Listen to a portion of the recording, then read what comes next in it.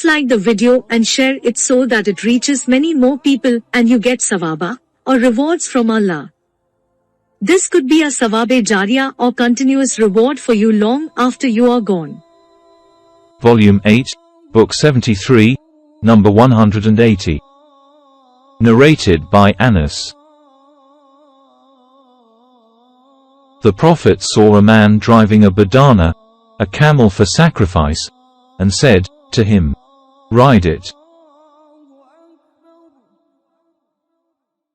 The man said, "It is a bandana." The Prophet said, "Ride on it." The man said, "It is a bandana." The Prophet said, "Ride on it, woe to you." Volume 8, Book 73, number 181. Narrated by Abu Hurairah. Allah's apostle saw a man driving a badana, a camel for sacrifice, and said to him, "Ride on it." The man said, "O Allah's apostle, it is a bandana." The Prophet said, "Ride on it, woe to you," on the second or third time. Volume 8, Book 73, number 182. Narrated by Anas bin Malik. Allah's apostle was on a journey and he had a black slave called Anjasha, and he was driving the camels, very fast, and there were women riding on those camels. Allah's apostle said, "Wayhaka, may Allah be merciful to you, O Anjasha. Drive slowly, the camels, with the glass vessels, women." Volume 8, Book 73, number 183. Narrated by Abu Bakr. A man praised another man in front of the Prophet.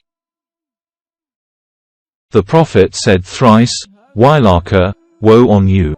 You have cut the neck of your brother." The Prophet added, "If it is indispensable for any one of you to praise a person, then he should say, 'I think that such and such person is so and so.'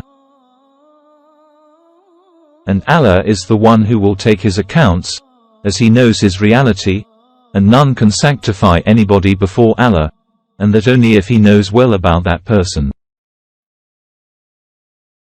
Volume 8, Book 73, number 184. Narrated by Abu Sa'id al-Khudri.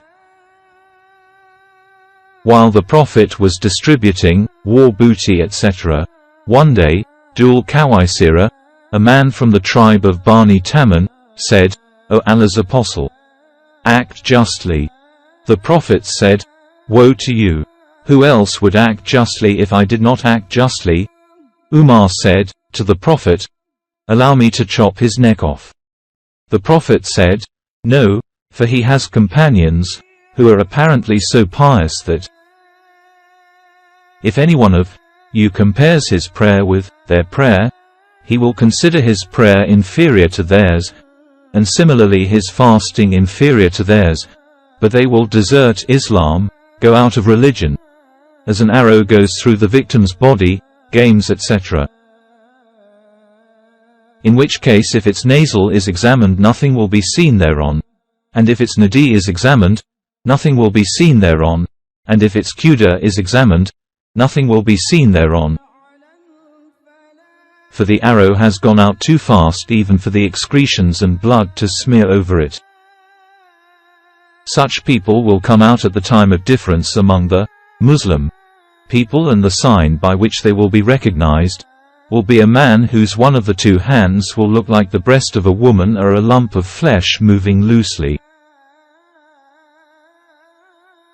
Abu Sa'id added, "I testify that I heard that from the Prophet, and also testify that I was with Ali when Ali fought against those people."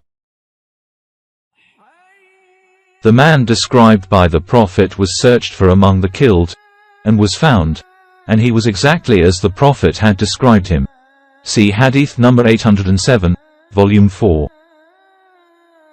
Volume 8, Book 73, number 185. Narrated by Abu Hurairah. A man came to Allah's apostle and said, "O Allah's apostle, I am ruined." The Prophet said, "Wayhaka, may Allah be merciful to you. The man said, I have done sexual intercourse with my wife while fasting in Ramadan. The Prophet said, manumit a slave. The man said, I cannot afford that. The Prophet said, then fast for 2 successive months. The man said, I have no power to do so. The Prophet said, then feed 60 poor persons.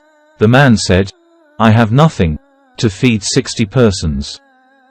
Later a basket full of dates were brought to the Prophet and he said to the man, take it and give it in charity. The man said, O Allah's Apostle, shall I give it to people other than my family? By him in whose hand my life is, there is nobody poorer than me in the whole city of Medina. The Prophet smiled till his premolar teeth became visible, and said, take it. Az Su'ari said, that the Prophet said, Wailaka.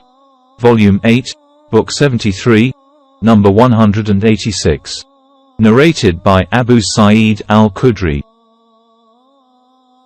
A Bedouin said, O Allah's Apostle, inform me about the emigration. The Prophet said, Waihaka, may Allah be merciful to you. The question of emigration is a difficult one. Have you got some camels? The Bedouin said, yes. The Prophet said, do you pay their zakat? He said, yes. The Prophet said, go on doing like this from beyond the seas, for Allah will not let your deeds go in vain. Volume 8, Book 73, number 187. Narrated by Ibn Umar. The Prophet said, Wailakum, woe to you, or, Waihakum, may Allah be merciful to you. Shubar is not sure as to which was the right word. Do not become disbelievers after me by cutting the necks of one another. Volume 8, Book 73, number 188. Narrated by Anas. A Bedouin came to the Prophet and said, O Allah's Apostle, when will the hour be established? The Prophet said, Wailaka, woe to you. What have you prepared for it? The Bedouin said, I have not prepared anything for it, except that I love Allah and His Apostle. The Prophet said, you will be with those whom you love. We, the companions of the Prophet, said, and will we too be so? The Prophet said, yes. So we became very glad on that day. In the meantime, a slave of al-Mughira passed by, and he was of the same age as I was. The Prophet said, if this slave should live long, he will not reach the geriatric old age, but the hour will be established. Volume 8, Book 73, number 189. Narrated by Abdullah. The Prophet said, everyone will be with those whom he loves. Volume 8, Book 73, number 190. Narrated by Abdullah bin Mas'ud. A man came to Allah's Apostle and said, O Allah's Apostle, what do you say about a man who loves some people but cannot catch up with their good deeds? Allah's Apostle said, everyone will be with those whom he loves. Volume 8, Book 73, number 191. Narrated by Abu Musa. It was said to the Prophet, a man may love some people but he cannot catch up with their good deeds. The Prophet said, everyone will be with those whom he loves. Volume 8, Book 73, number 192. Narrated by Anas bin Malik.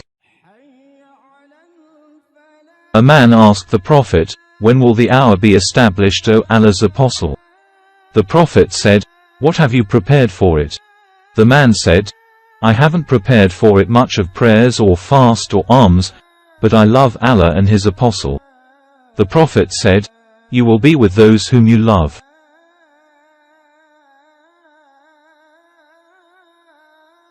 Volume 8, Book 73, number 193. Narrated by Ibn Abbas. Allah's apostle said to Ibn Sayyad, I have hidden something for you in my mind. What is it? He said, Ad-Duck. The Prophet said, Iksa.